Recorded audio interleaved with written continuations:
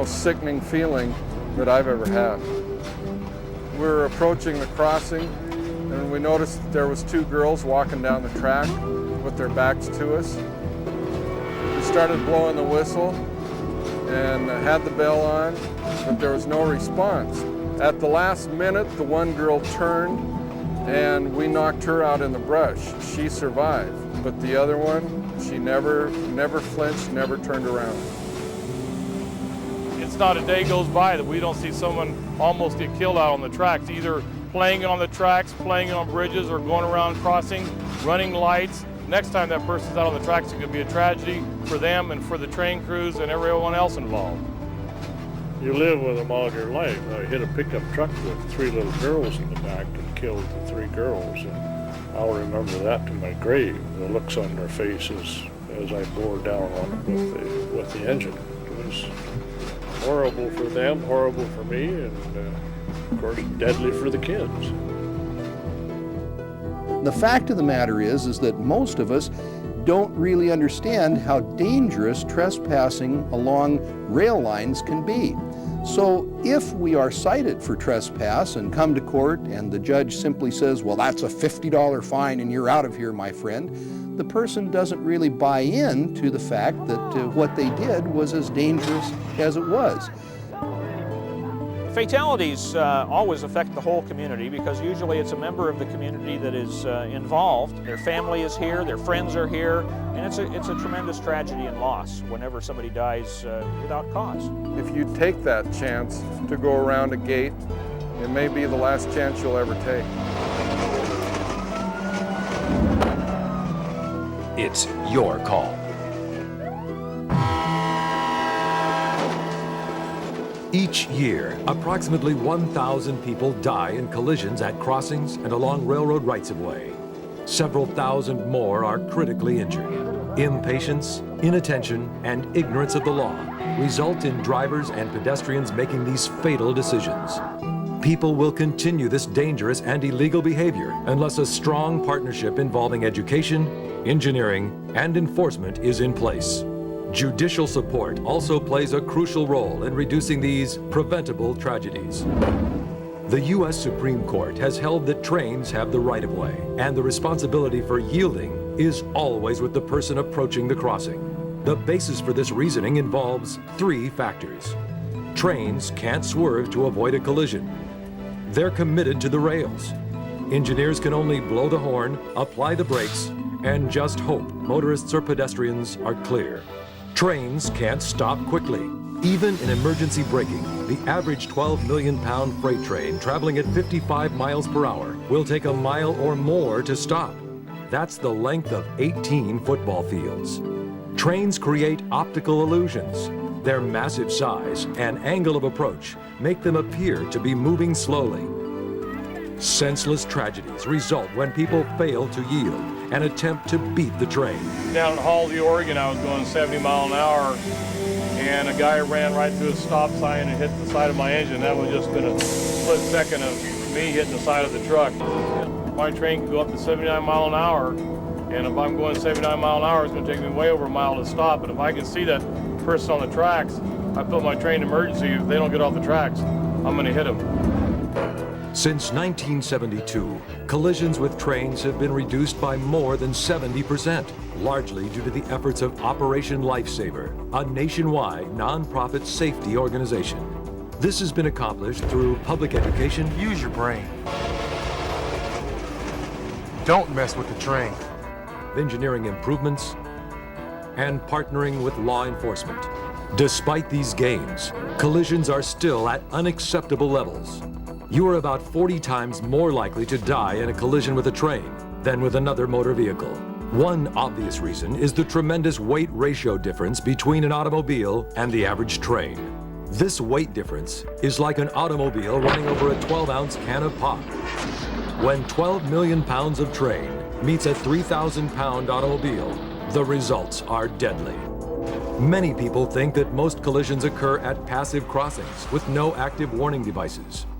The fact is, almost 50% of these collisions occur where state-of-the-art technology is in place.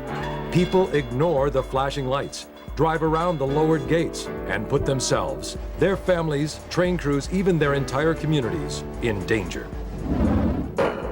When trains collide with large commercial vehicles, the results can be catastrophic. Severe derailments, the release of hazardous materials, and explosions can devastate a community and threaten the lives of citizens.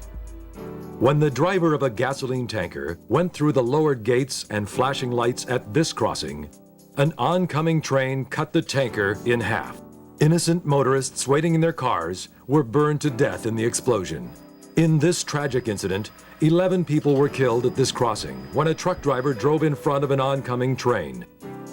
Whether it's a truck, an automobile, a bicycle, or a pedestrian, highway rail grade crossing laws are in place to help prevent collisions, injuries, and deaths. Countless lives can be saved when police officers enforce these laws and judges make decisions that will deter future violations.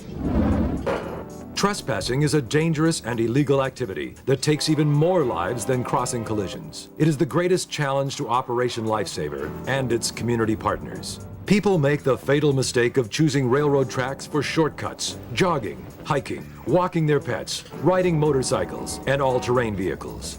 There is a tendency to see only the romantic and adventurous side of railroads and railroad tracks. The typical adult response is, "I did it when I was a kid. What's the harm?" The reality is, when a train has to go into emergency braking, a very real danger of derailment is present because of load distribution, curves, grades, and other factors. Trespassers are struck and killed because they're usually concentrating on their own activities. The old clickety-clack sound of a train's wheels going over rail joints is quickly disappearing. Modern trains run mostly on seamless ribbons of welded rail at faster speeds and are much quieter. Many joggers wear headphones and never hear the locomotive horns. The sounds of motorcycles, snowmobiles, and ATVs can also drown out a train's warning horns. Additional hazards are present on railroad bridges and in tunnels. Most railroad bridges don't have walkways because they're only built for trains, not people. If there is a maintenance walkway, it still won't keep trespassers from being struck. Trains overhang the rails by at least 3 feet. The only choice for a trespasser is to jump. The vast majority of trespass fatalities are everyday citizens, children, teens, and adults who make up our communities. 2 children struck and killed by an Amtrak train. You know, this is a terrible tragedy. 2 girls, ages 11 and 13, were walking toward the train as it happened. The trains have nowhere to go except right straight down the tracks, and then they panicked. The tracks are not a place to be walking or playing. Regardless of how young a person is and how good their reflexes might be, if they get in a situation where the law of physics applies, they will simply fall victim to those laws. There's always a couple things I tell people when I talk to them about railroad safety. And the one thing is, if it's a tie, you lose, number one. And the second thing is, look, listen, live, and please stay off the tracks. Vandalism of railroad property is a serious problem for railroads and can also have devastating effects on communities. Catastrophic derailments can result from tampering with railroad equipment. Even placing small objects on the rails can cause injury, death, and destruction. Train crews have been injured and sometimes killed by objects thrown or fired at their trains. When vandals started a fire on this trestle, it resulted in extensive property damage. A dramatic bridge fire has shut down the main north-south railway in and out of the Puget Sound region. This could have resulted in loss of life, serious injury, and devastating environmental effects. Young people have lost both life and limb when engaging in the illegal act of tagging rail cars with graffiti.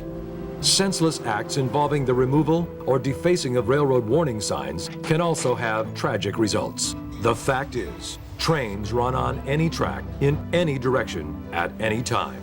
With the help of law enforcement and judicial support, we can instill the right message. Stay off, stay away, stay alive. For us to do the best job possible, it's important to continue with our education and to understand the perils which can occur when individuals do things like try and race across crossings in front of railroad engines and trespass on rails or put pennies on rails, little things that they would think maybe, well gosh, all of us did, and why is that a problem?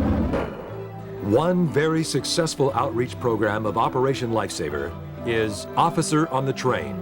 This program allows law enforcement officers to see, from the engineer's perspective, violations and the dangers at crossings.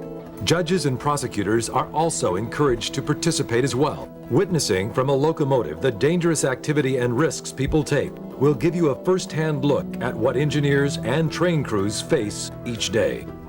Strong enforcement policies and good judicial actions are successful and essential to ongoing education and engineering efforts. Well, I think that the whole judicial system, including the judges and the prosecutors, are part of this team, and whenever they're called upon, even though it may seem like kind of a minor traffic offense for somebody to drive around the crossing arms, it's no different than a DUI or another reckless type driving incident, and it needs that kind of attention.